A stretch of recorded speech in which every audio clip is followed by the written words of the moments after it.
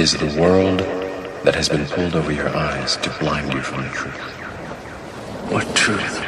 Alrighty, what is up, you guys? If you haven't already watched my live stream, we did a live stream this morning, and I was having trouble of getting the rod and stuff to crank over real easy, and I got it to free up. I did more of my research on iSaveTractors.com, and there's an arrow on the rod that connects the piston, and then there's a rod. You have to face that towards the cam as well as the little oil hole on the rod cap. So I did that, and it cranks over like a dream. So thank you guys so much for helping me. If you guys were on the live stream, thank you guys so much. You know who you guys are. And so yeah, so I think I'm gonna leave off right here for today of rebuilding the 10 horse for my dad. And so yeah, you know, I don't rebuild these types of motors every day, so I don't really care if you chew my butt out or not. You know, I just don't do the Kohler stuff every single day. You know, I rebuild more 3 horses than anything. So when it comes down to these 10 horses, I don't really know the torque specs on hand. You know, I don't know what goes to what. So, you know, I don't really do the 10 horses that much. The 3 horses, the Briggs & Strattons, basically I can get them dialed in real nice. You know, that's kind of why they make, you know, videos and how-tos of how to rebuild these, just for people like me that can rebuild these with ease. So yeah, but my dad still has to get the wiring harness for this tractor, and yeah, you know, he's not in a big hurry to get his tractor back, so, which is good because I want to kind of take my time on this anyways. So, and we still got to readjust the valves so they actually seat. So yeah, so I'd like to say thank you for everybody that was on the live stream that were helping me out, and I got to clean up my torque wrench so it's not so dirty. Best torque wrench right here from Snap-on. So, and now I got to clean up all my stuff. So I will pick up this video when there's, I don't know, something. Alrighty, what is up, you guys? I had this good idea. I was asking CJ last night, but I asked him again. Instead of putting this on his truck, because I got this light bar from auxbeam.com, should we put it on the racing mower? You know, it's the right length for the hood, and I will show you guys here in a few seconds. But I want to show you guys one last thing before it leaves. The buyer's coming today around noon, 1 o'clock, to come pick up the front clip that came off a 73 Chevy. It was a 1-ton. My dad used a cab off of it, and which is on his truck right now. So yeah, it comes with all the badges. Those badges are pretty hard to come by. I was gonna give it to somebody, but you know, we're not even friends anymore, so it doesn't matter. So I'm just gonna leave them on there because they are original to the truck. And here's the core support that comes with it. And so yeah, and I got another gas tank for my truck. No, this is actually the original gas tank. I'm just keeping it for the ascending unit. So yeah, last look of it. I'm gonna see if they want the back door too, because the truck was a 4-door. So I don't know, but for 250 bucks, it's well worth the money. The fenders are in really good shape. You know, this is the only major dent on the whole fender, and the rest of them are pretty straight.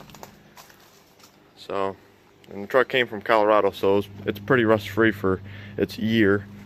You know, you got a little rust hole, but you know, that's a strong rust hole, and that's where they normally break. Same thing on my dad's truck, so that's common. So yeah, a little glimpse of my dad's tractor, if I haven't already showed you guys. So okay, what's up, Ducky?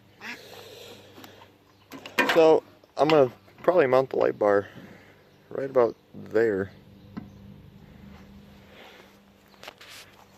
and that just looks cool. So I will probably post a picture on Instagram, kind of like that, you know. And you know, we can make like wire loom to run it down and under, and then it'll just go into the battery underneath the seat over here. And yes, I will be getting a motor. I'm paying another $50 for a tractor that comes with a motor. So yeah, and we will do like a little review on the early 70s. So I think that'll be pretty cool of doing the little review and stuff, and of pulling out that motor and putting it in this one. My idea is to get it running in the snapper and drive the snapper around, and then pull the motor, put it in this one, and then put this motor in that one just for time being till I don't know, until I can find another motor for the snapper, because I'm not just gonna throw the snapper away after I pull the motor out of it. Since I'm paying like $50 for it, you know, I'm gonna probably just keep the tractor. And they're pretty cool looking. I think it already has like a Peerless transmission in it, and it's gear driven, so, or off of a chain. So that's gonna be pretty cool, like for like a shifter cart or something.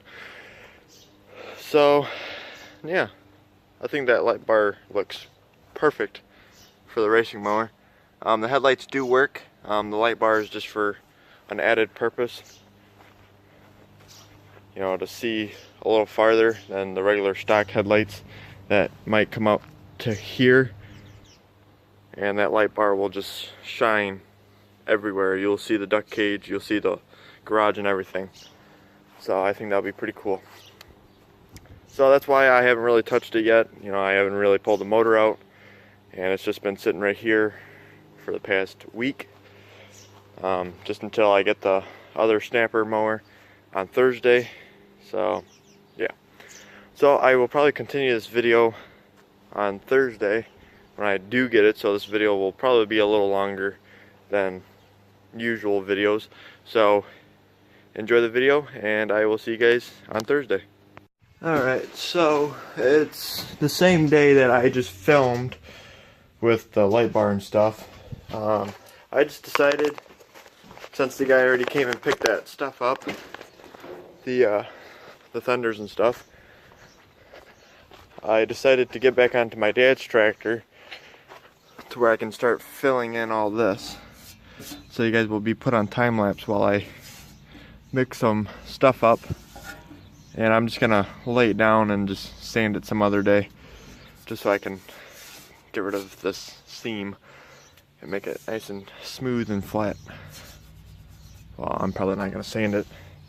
I just want to get it done, so when I want to get back onto it, I just have to sand it and primer it, and then pull its thunder off and really get to the back side of it. So yeah, let's continue on.